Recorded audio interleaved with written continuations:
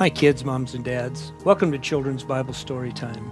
Today the name of our story is called The Sun Stops Shining by Sally Lloyd Jones. Resurrection Sunday is just a few days away, and I hope by the time it's over that we all have a better understanding of why Jesus came and he had to die on that cross. Then he rose from the dead, and he paid the penalty for our sins, and he purchased a place for us in heaven, which he offers as a free gift to you and to I. The sun stops shining. "So you're a king, are you?" the Roman soldiers jeered. "Then you'll need a crown and a robe." And they gave Jesus a crown made out of thorns, and they put a purple robe on him. They pretended to bow down to him. "Your Majesty," they said. And then they whipped him. They spat on him. They didn't understand that this was truly the Prince of Life, the King of heaven and earth, who had come to rescue them. The soldiers made him a sign. It said, "Our King," and they nailed it to the wooden cross. They walked up the hill outside of the city of Jerusalem. Jesus carried the cross on his back. Jesus had never done anything wrong, and they were going to kill him the way that criminals were killed. See that? Jesus carrying the cross. That road's called Golgotha, the Bible tells us. They did. They nailed Jesus to the cross. "Father, forgive them," Jesus gasped. "They don't understand what they're doing." "You say you've come to rescue us," people shouted, "but you can't even rescue yourself." But they were wrong. Jesus could have rescued himself.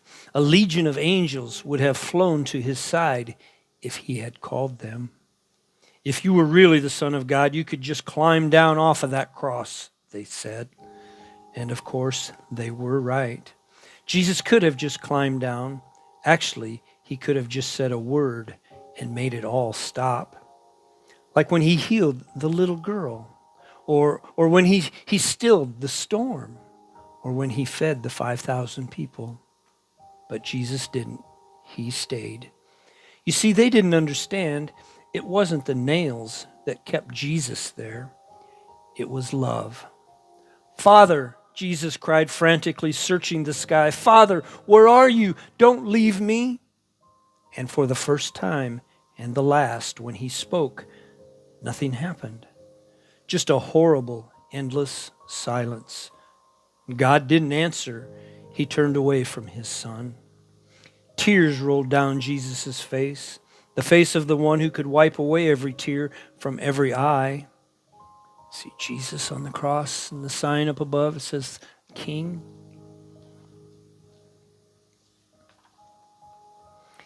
Even though it was midday, a dreadful darkness covered the face of the world. The sun couldn't shine and the earth trembled and quaked. The great mountains shook and rocks split in two until it seemed that the whole world would break, that creation itself would tear apart. The full force of the storm of God's fierce anger at sin was coming down on his own son instead of on his people. It was the only way God could destroy sin and not destroy his children whose hearts were filled with sin. And it was. He had done it. Jesus had rescued the whole world. "Father," Jesus cried, "I give you my life." And with a great sigh, he let himself die.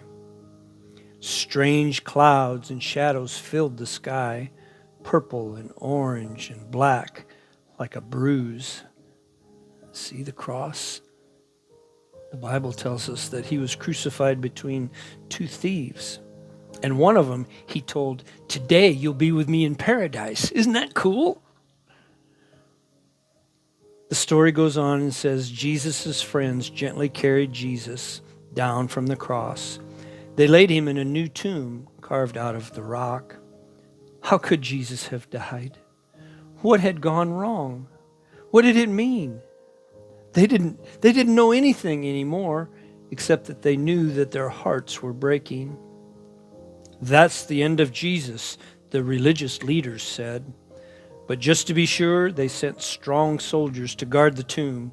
They hauled a huge stone in front of the door of the tomb so that no one could get in or out. See the soldiers putting the stone in front of the tomb where Jesus was buried? Next time, we're going to look at the next story, and it's called God's Wonderful Surprise. And we'll see how this turns out, okay? See you next time.